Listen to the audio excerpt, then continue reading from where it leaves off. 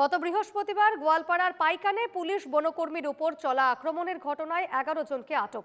শুক্রবার রাতে অভিযান চালিয়ে পুলিশ আক্রমণের ঘটনায় জড়িতদের আটক করে। ইতিমধ্যে ঘটনায় জড়িত সন্দেহে 20 জনকে আটক করা হয়েছে এবং ধৃতদের কৃষ্ণাই থানায় জিজ্ঞাসাবাদ চালাচ্ছে পুলিশ। ঘটনায় তৃতীয় পক্ষ জড়িত থাকার সন্দেহে তদন্ত করছে পুলিশ।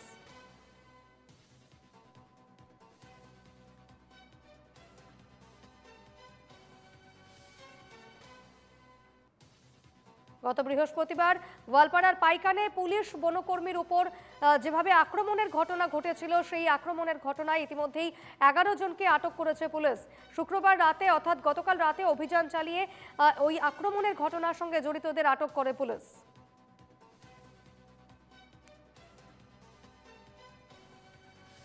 কথা বলে নেব রশিদুল আমার সঙ্গে এই মুহূর্তে টেলিফোনে রয়েছেন। রশিদুল, যেভাবে পুলিশ এবং বনকর্মীর ওপর আক্রমণের ঘটনা ঘটেছিল, সেই ঘটনায় 11 জনকে আটক করেছে পুলিশ। কি জানা যাচ্ছে সে বিষয়ে, কি তথ্য পাচ্ছ?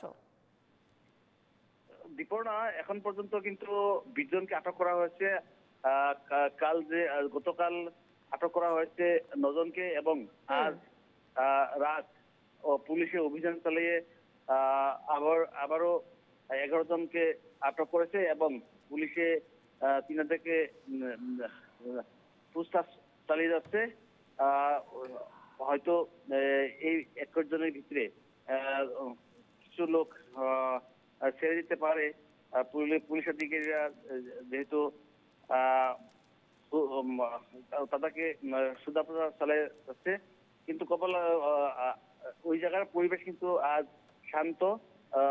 যেহেতু ওই জায়গায় র্যাপিড অ্যাকশন ফোর্স এবং সিআরপিএফ এর লোক নেমেছেন এবং পুলিশ আধিকারিক ওইখানে উপস্থিত রয়েছেন। পুলিশরা গতিবিধি চালিয়ে যাচ্ছে,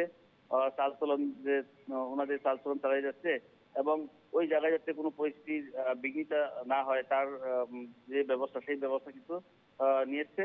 এবং আজকে যে আপডেট, সেই আপডেট মতে কালকে 9 জনকে আটক করেছিলেন এবং আজ 11 জনকে আটক করে ওনারা পুছতাছ চালিয়ে যাচ্ছে। বেশ, ধন্যবাদ রশিদুল।